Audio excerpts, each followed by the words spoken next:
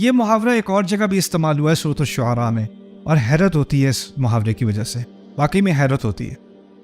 وَاخْفِضْ جَنَاحَكَ لِمَنْ تَبِعَكَ مِنَ الْمُؤْمِنِينَ، اللہ اپنے نبی سے کہہ رہے ہیں آپ اپنے پر ان کے لیے گرا دیجئے جو آپ کی پیروی کرتے ہیں مومنین میں سے۔ رسول سے کہا جا رہا ہے صلی اللہ علیہ وسلم کہ آپ اپنے پر ان پر بچھا دیجئے۔ یہاں پر کیا لفظ نہیں ہے جو دوسری آیت میں تھا؟ ذل نہیں ہے، کیونکہ وہ رسول کے لیے مناسب نہیں ہے صلی اللہ علیہ وسلم۔ یہاں پر بات تواضع کی نہیں ہو رہی، یہاں پر محاورہ اپنی حقیقت میں استعمال کیا جا رہا ہے۔ جیسے والدین اپنے بچوں کی حفاظت کرتے ہیں نا، ویسے آپ اپنے مومنین کی حفاظت کیجیے اور ان پر اپنا بچھونا ڈال دیجیے۔ وَاخْفِضْ جَنَاحَكَ لِمَنْ تَبِعَكَ مِنَ الْمُؤْمِنِينَ۔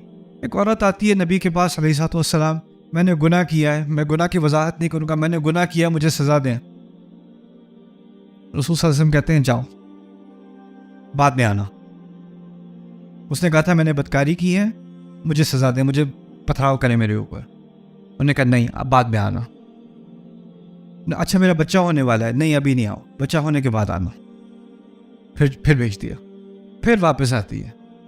اب بچہ جو ہے وہ ہاتھ میں ہے، اچھا یہ بچے کو پہلے پلا دو، جب اس کے پلانے کی عمر ختم ہو جائے اس کے بعد آنا۔ رسول صلی اللہ علیہ وسلم کیا سمجھانا چاہ رہے ہیں اس عورت کو؟ جاؤ اور واپس مت آنا، وہ سمجھانا یہ چاہ رہے ہیں۔ لیکن اس عورت کا ایک سائیکولوجیکل ایشو ہے، اس کا ایک ڈس آرڈر ہے، اس کو OCD ہے، اس کو obsession ہے کہ مجھے سزا ملنی چاہیے۔ اور کس کو زیادہ پتہ ہے کہ اس کو سزا ملنی چاہیے یا نہیں ملنی چاہیے؟ کس کو پتہ ہے؟ نبی کو علیہ الصلوۃ والسلام۔ اور نبی کیا کریں؟ جاؤ جاؤ جاؤ، بھیج رہے اسے واپس۔ کیوں؟ یہ کیا ہے؟ وَاخْفِضْ جَنَاحَكَ لِمَنْ تَبِعَكَ مِنَ الْمُؤْمِنِينَ۔ رسول صلی اللہ علیہ وسلم کو جلدی نہیں تھی سزا دینے کی، اور کسی کی عاقبت کی جلدی نہیں تھی۔ کوئی آتا ہے رسول صلی اللہ علیہ وسلم کے پاس کہتا ہے أُبَايِعُكَ عَلَى الصَّلَاتَيْن، میں آپ کو بیعت دینے کو تیار ہوں، یعنی مسلمان ہونے کو تیار ہوں، نمازیں میں نے 2 پڑھنی ہیں، 5 نہیں پڑھنی، میں نے 2 پڑھنی ہے۔ کیا کریں گے رسول صلی اللہ علیہ وسلم؟ ہم میں سے کوئی ہوتا تو کہتا ہے ان الدین عند اللہ الاسلام، اللہ کے ہاں دین جو ہے نا یہ مکمل اپنے آپ کو آپ نے سرنڈر کرنا ہوتا ہے، اس میں کوئی ڈسکاؤنٹ پروگرام نہیں ہے، کوئی نیگوشیشن نہیں ہے، یا پورے اسلام میں داخل ہو یا دفع ہو جاؤ۔ رسول صلی اللہ علیہ وسلم نے بیعت لے لی، چلو ٹھیک ہے 2 نمازوں کے لیے۔ صحابہ حیران، یہ کیا ہو گیا؟ کوئی واقعی کوئی ڈسکاؤنٹ پروگرام ہے؟ تو انہوں نے کہا نہیں، جب نماز کی لذت آئے گی تو خود ہی پڑھ لے گا، تھوڑا ہاتھ ہلکا رکھنا پڑے گا، ہاتھ نرم رکھنا پڑے گا۔ جیسے بچے غلطی کرتے ہیں، بچے جب غلطی کرتے ہیں تو آپ کے پاس 2 چوائسز ہیں، یا تو آپ پورا اپنے گرج برس اس کے اوپر گرجے اور برسیں، یا اس کو سمجھائیں، محبت سے سمجھائیں، اس کی تربیت کریں۔ آپ کے پاس آپشنز تو ہیں نا۔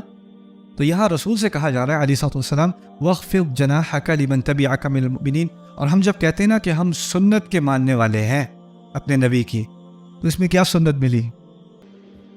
کیا سنت ہے جو رسول کو سکھائی جا رہی ہے علیہ الصلوۃ والسلام مومنین کے معاملے میں؟ اگر ان کو یہ سکھائی گئی ہے تو میرا دوسرے مسلمانوں کے ساتھ کیا رویہ ہونا چاہیے؟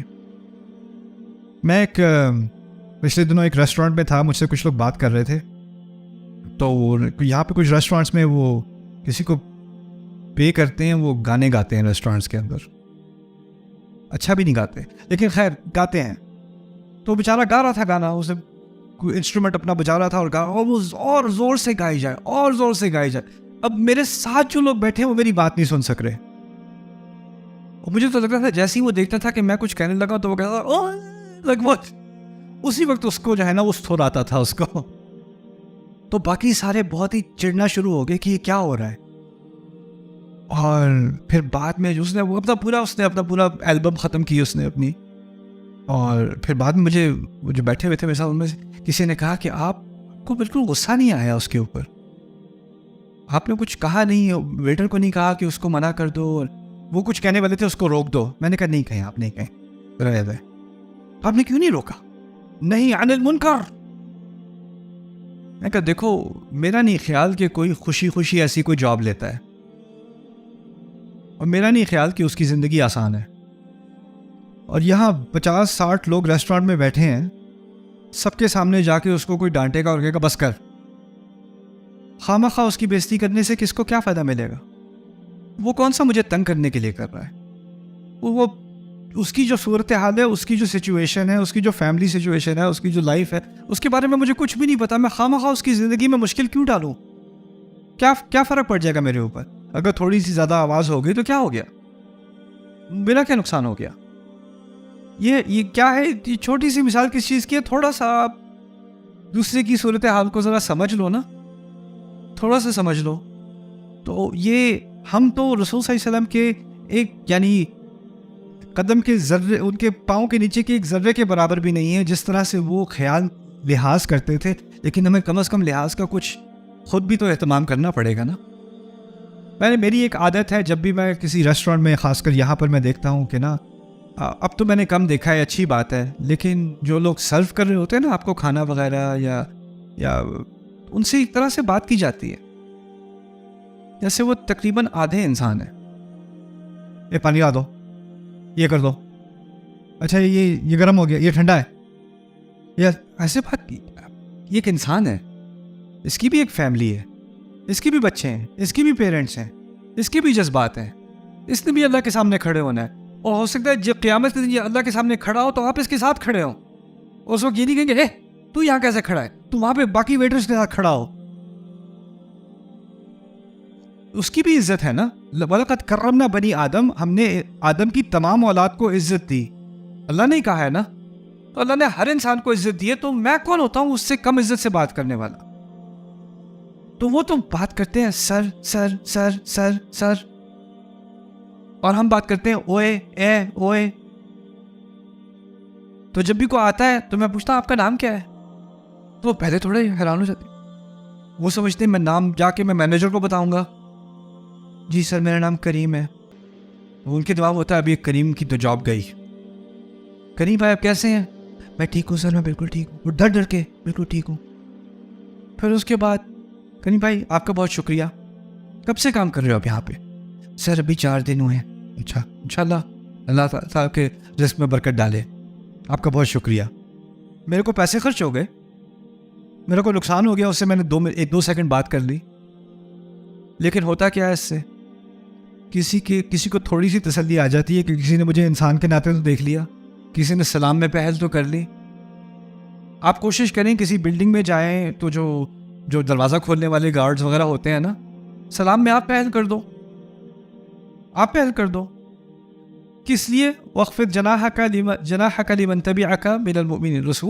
رسول کا کیا مقام اور کسی عام مسلمان کا کیا مقام, اور ان کو کہا جا رہا ہے اب ان کے جذبات کا خیال رکھیں, ان کے اوپر آپ یعنی کیونکہ اگر تھوڑی سی بھی رسول صلی اللہ علیہ وسلم ذرا سختی سے بات کر دیں گے تو کسی کی تو دنیا زندگی ختم ہو گئی, اس کی تو زندگی برباد ہو گئی. مجھے اس بات کا اندازہ نہیں تھا. ایک دفعہ میں آپ کو اپنے ذاتی بارے میں بات بتاتا ہوں. مجھے کچھ چیزیں صرف تجربے سے انسان سیکھ سکتا ہے, ورنہ نہیں سیکھ سکتا. میں ایک کانفرنس میں تھا, میں نے اسپیچ کی تو بہت سارے لوگ نا میرے ساتھ تصویر کھینچنا چاہ رہے تھے. لیکن کانفرنس سے پہلے کوئی آ کے نا ایک چٹ دے گیا مجھے تقریر کے دوران. میں بہت ہی جذبات میں تقریر کر رہا تھا. اینڈ وی ہیو ٹو, اس نے پیپر پکڑا دیا مجھے. پیپر تھا کہ کسی ڈرائیور کسی کی ٹویوٹا تھی اور اس کا لائسنس نمبر یہ تھا, اس نے گاڑی غلط جگہ پہ کھڑی کی ہوئی ہے. تو میں کہتا and we have to stand against licence plate 57ZW white Corolla who parked incorrectly. مذاق میں نے ایسے ہی کہہ دیا. 4 سال بعد بدلہ مجھے آ کے ملتا ہے, آپ نے میری گاڑی کا مذاق اڑایا تھا. اور اس دن سے میں نے آپ کو سننا چھوڑ دیا ہے, اور آج میں صرف اس لیے آیا ہوں آپ کو بتانے کے لیے کہ آپ نے مجھے کتنا ہرٹ کیا ہے. اوف, I'm sorry. Can I park your car? آپ کو نہیں پتا ہوتا کس کے کیا جذبات ہیں, کس کی کیا فیلنگز ہیں. تو ایک سینسیٹیوٹی ڈیولپ کرنی پڑتی ہے. یہ آیات صرف پیرنٹس کے لیے استعمال نہیں کی گئی, بچوں کے لیے استعمال نہیں کی گئی, رسول کے لیے خود استعمال کی گئی صلی اللہ علیہ وسلم.